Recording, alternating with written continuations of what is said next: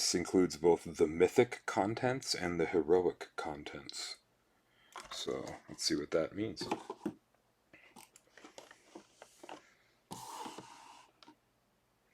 First things first, we're greeted by some tokens and another one of these fake board tiles. Interestingly enough, this looks very CG-ish. So it's almost like not quite as hand-drawn in appearance as the main board is. Also, that's a bummer that it says Made in China 2020 Hasbro on the tile, when they could have probably just put that over here. But either way, cool. Looks like it's for some special missions. Oh, and look at this. Lots of missions. 3 quest packs. Dragon. Looks like a drow or something. Some cards, lots of models, another little box. Let's see what we're working with here. Oh, new heroes.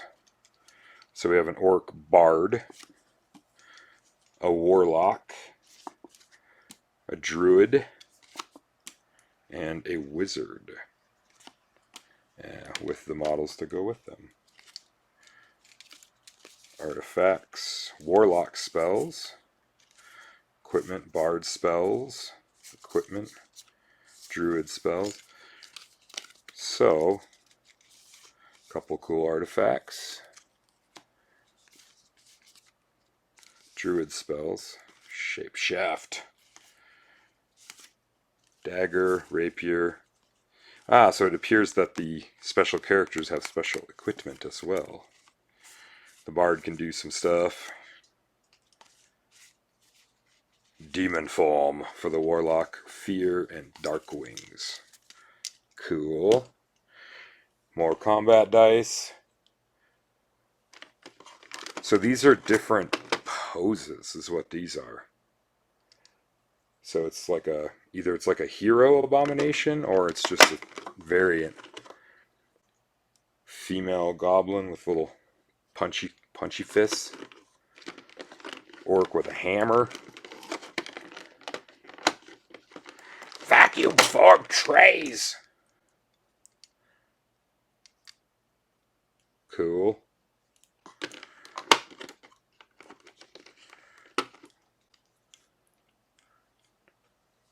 Looks like some kind of evil wizard. This might be the gal on the cover over there.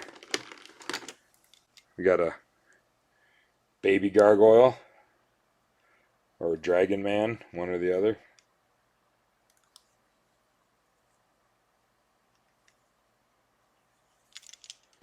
We got the dragon.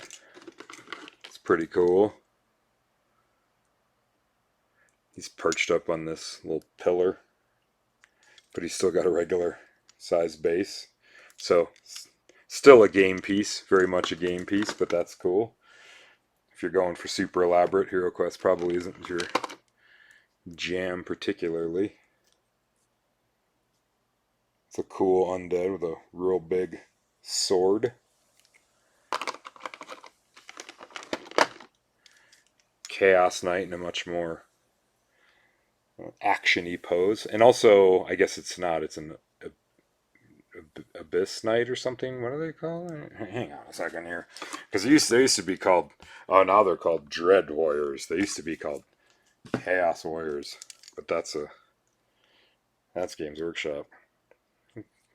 Cool.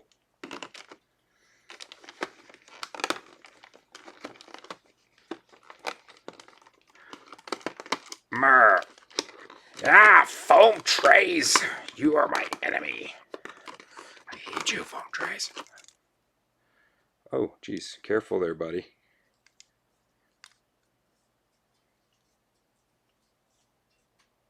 Looks like some kind of undead wizard. Pretty sweet. And looks like they brought the girls for the undead.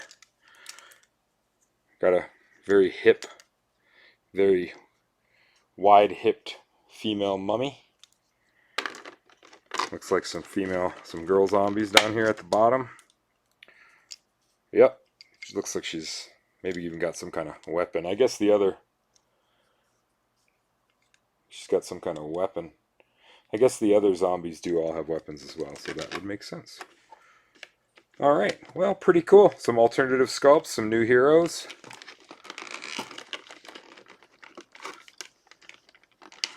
Why do you do this to me?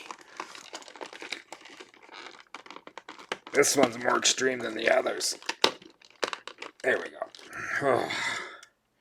Wizard's looking pretty rad. So you can see they're not the most hyper detailed models, but they're not shabby. For a game like this, they're pretty cool.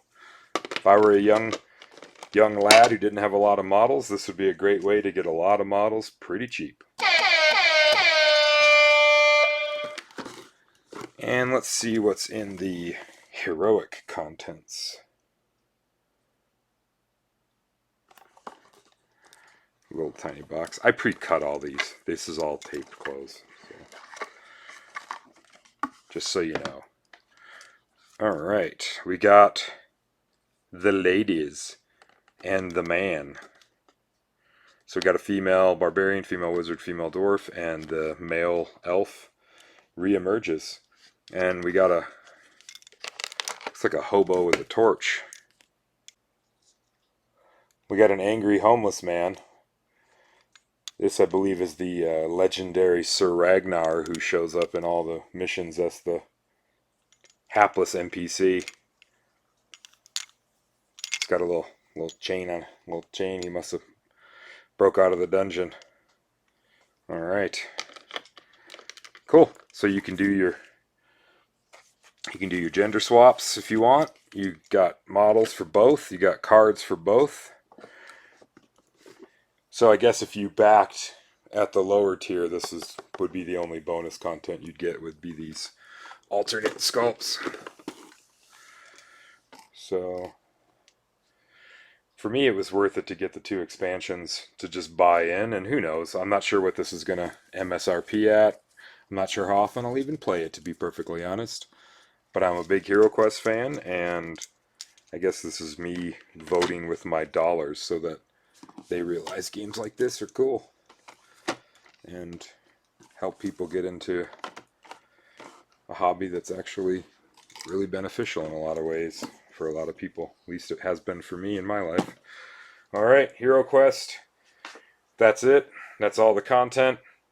And eventually do some playthroughs and do some rules comparisons, and I'll make a video kind of comparing and contrasting this new version with the OG version. Because to me, that OG version really was, I mean, you could buy it at the, Target or Kmart or whatever your local place was, and it had Games Workshop models in it. Granted, they were pretty rudimentary, but that was definitely a big gateway for me. There was another game similar to it called Battle Masters, which was even more ridiculous as far as what kind of models you got. But HeroQuest was a good scale. I remember playing it with some friends who weren't into D&D or any of that other stuff, but they could get into this a little bit. It was a nice gateway, and also it was real hard. So I think at some point we realized you basically have to play all 4 heroes no matter how many players there are. So even if you're just playing 2 players, one person plays Zargon and one person plays all 4 heroes. That's really the only way to navigate it, at least in the original rule set. We'll see if the new ones are the same way, and just kind of take it from there.